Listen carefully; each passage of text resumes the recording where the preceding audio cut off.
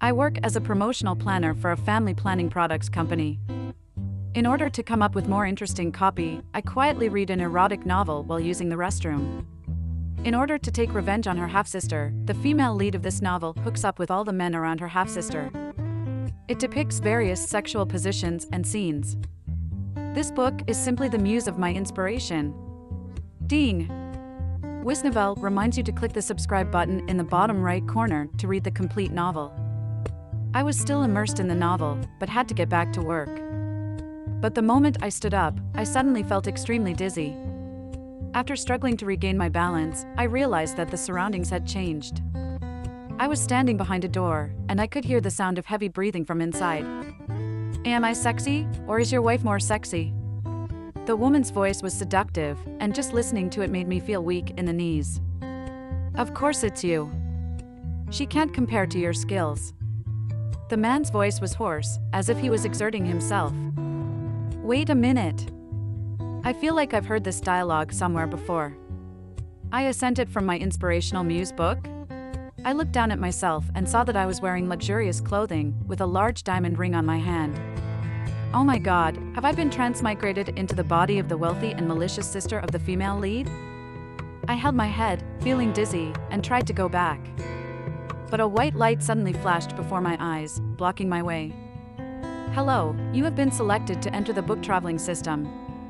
In order to return to reality, you must maintain the integrity of the plot of this book and complete it. Once you succeed, I will appear again to send you back. This is so cliché. I rubbed my eyes, which were dazzled by the flash, and reluctantly sat back on the couch. I replayed the plot of this book over and over in my mind. Just as I finished adjusting everything, the bedroom door opened. My husband, Kevin, walked out expressionlessly. He was followed by Effie Storm, the flushed-faced female lead. When Kevin saw me, his expression froze for a moment, and a hint of awkwardness flashed across his face. Effie, on the other hand, glanced at me meaningfully and quickly resumed her innocent look. She smiled at me, wanting to explain the current situation. I know you were just giving my husband a shoulder and neck massage. He's been working too hard, and you've been working too hard today too. I spoke my lines before she could. Effie blinked in confusion. Damn, I spoke too quickly. In the correct plot, I should have mocked her for trying to seduce Kevin. Only then can I completely push Kevin to her side. So I quickly made up for it. I advise you to give a proper massage and not play any tricks like a fox spirit. I didn't. Tears welled up in Effie's eyes, looking pitiful. Irene. Kevin spoke up to stop me. Great, the two of you can cherish each other and indulge without restraint. I held back the smile that was about to appear on my face. Then I turned around and went back to my room, sleeping soundly on the luxurious and soft bed. The next day, when I woke up, Kevin and Effie were already sitting in the living room.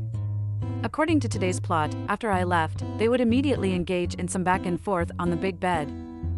I poked the ice cubes in my coffee cup, pondering what excuse to use to go out.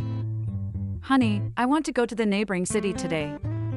I'll probably be back tomorrow.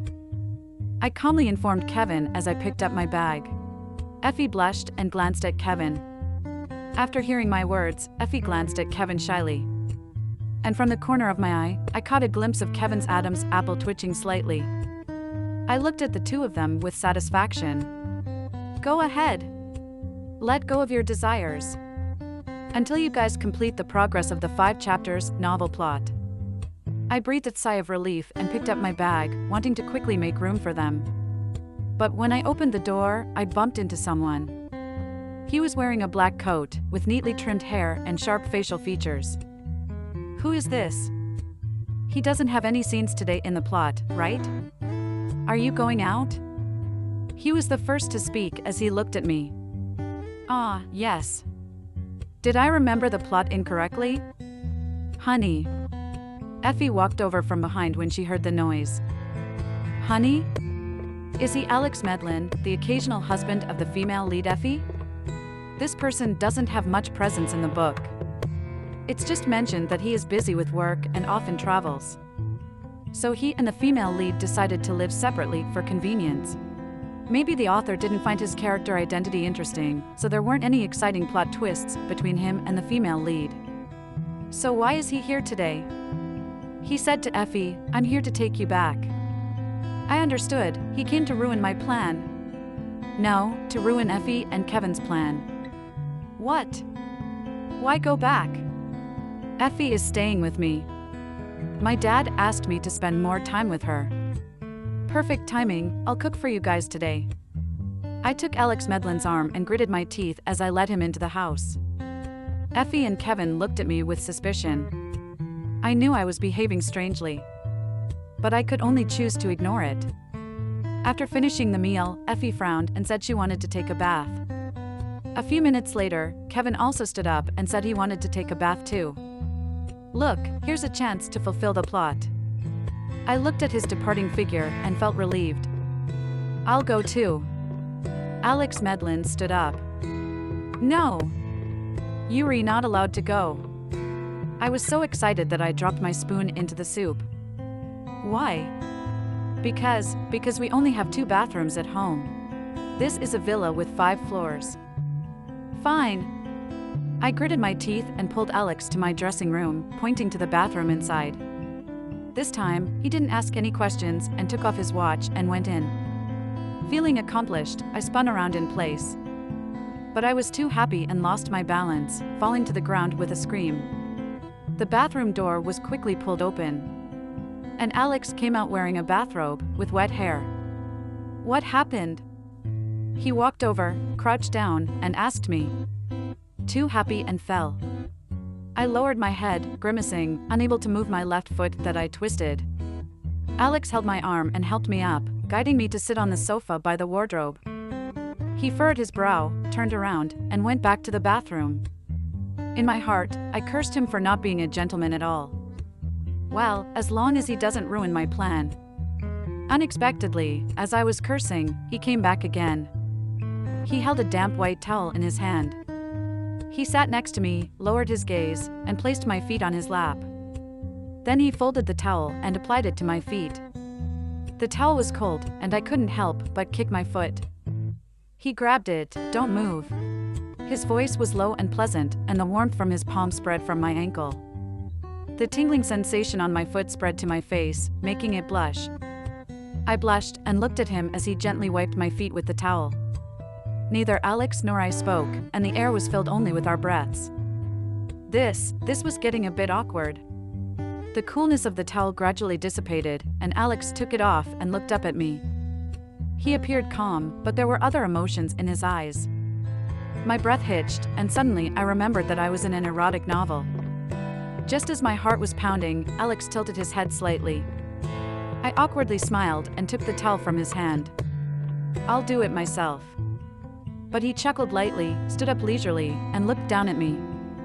"Irene Storm, do you have the intention to cheat in marriage?" As he said this, his attitude was as confident as if he had already decided to acquire a company.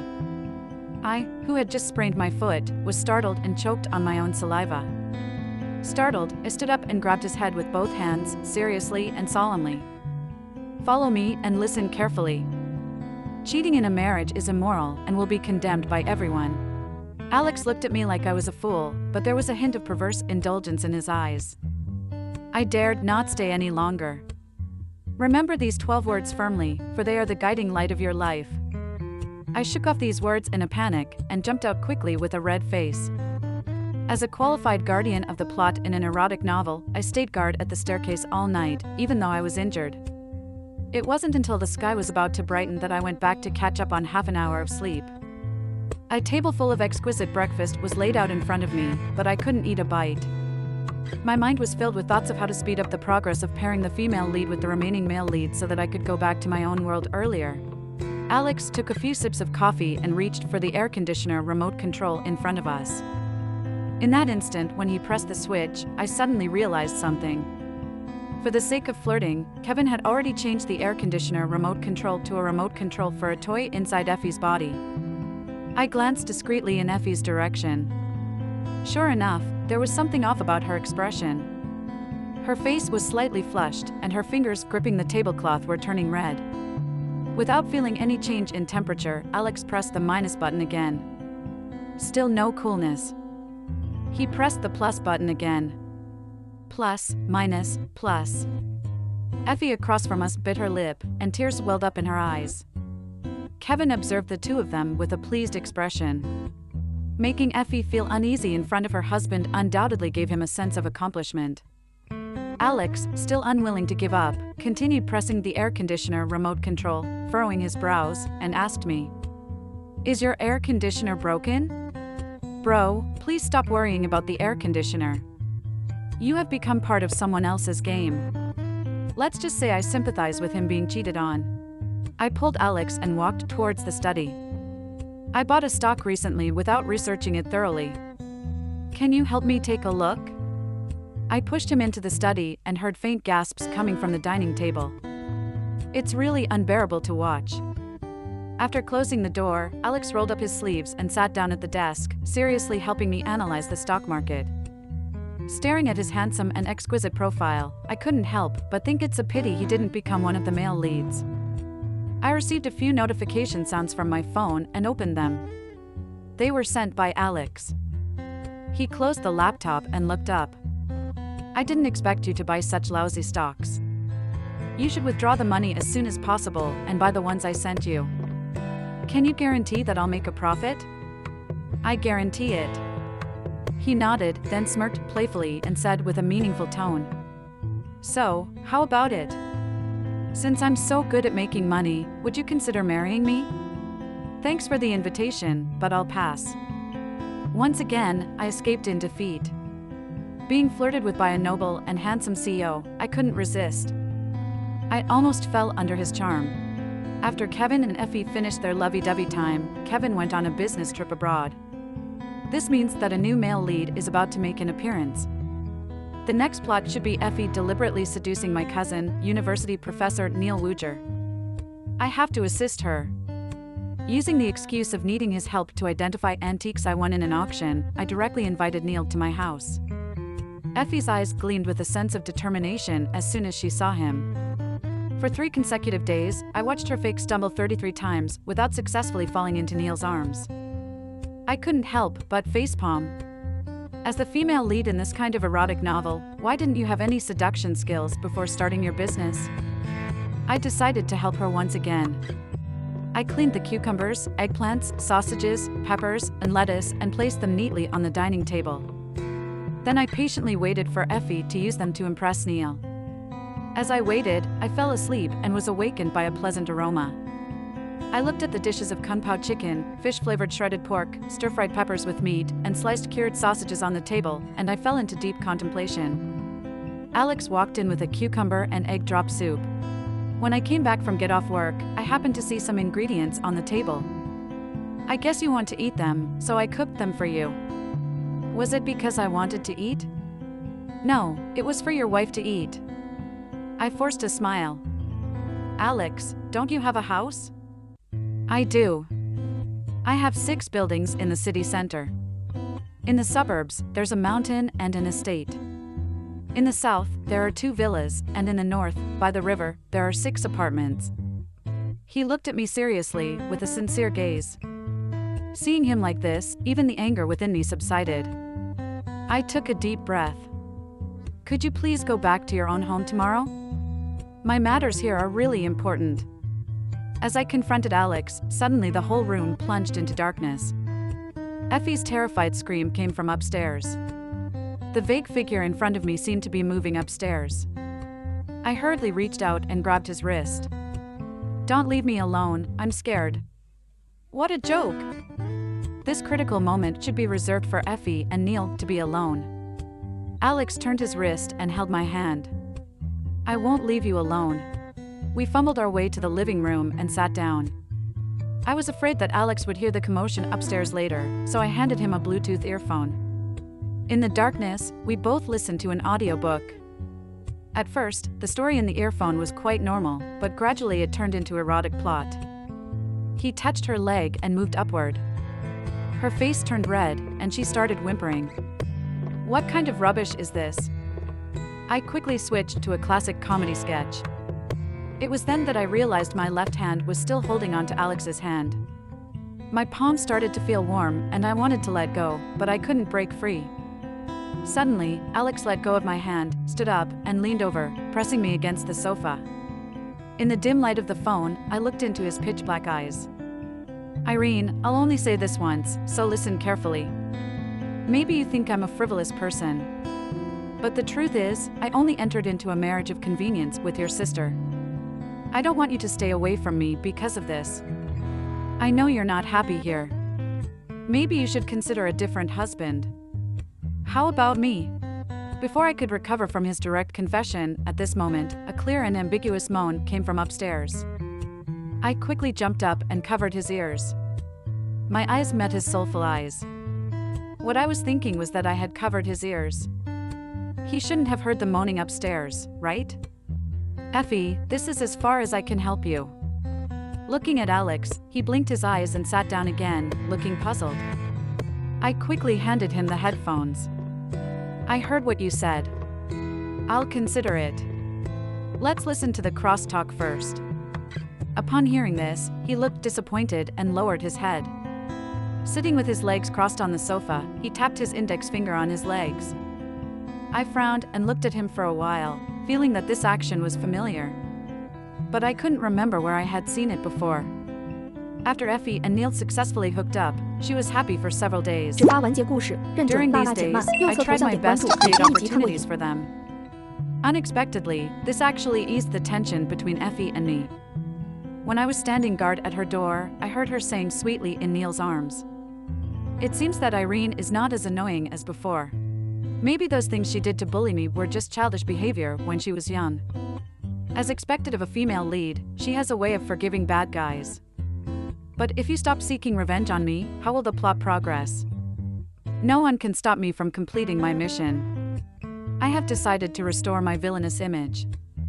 In the next few days, I snatched the bag that Effie was interested in. The clothes Effie bought were cut into pieces by me. The food in front of Effie's table, I fed it to the dog. The look she looked at me gradually turned resentful. But that's not enough. I had to make her hate me completely. I say, it's about time you do something other than just freeloading at my place, right? I raised my chin and calmly looked at her. Effie bit her lip and asked defiantly, "What do you want me to do?" I threw the cleaning cloth from the kitchen at her. "The floor is dirty. Use this to clean it properly for me. If I catch you slacking off, I might just stop paying for your mother's medical expenses with that card, you know." Fortunately, most of our family's assets are in my hands. Otherwise, I wouldn't be able to control the female lead right now. As I watched her resentfully squat down, I stood up satisfied and walked towards the study. Alex has been working in my house for several days now. The two of them, as a couple, have been freeloading off me for too long. It's time for them to pay some rent. I walked straight to him and without hesitation, sat on his lap. A trace of surprise flashed in Alex's eyes, but his hands moved me closer to him. With this movement, my waist was pressed against him. Although everything is going according to plan, I am still a bit flustered now. My heart beats rapidly, so fast that I can hardly catch my breath. Oh well, it's just a transmigration story anyway. Who knows who will end up losing? Everything is for the sake of the plot progressio.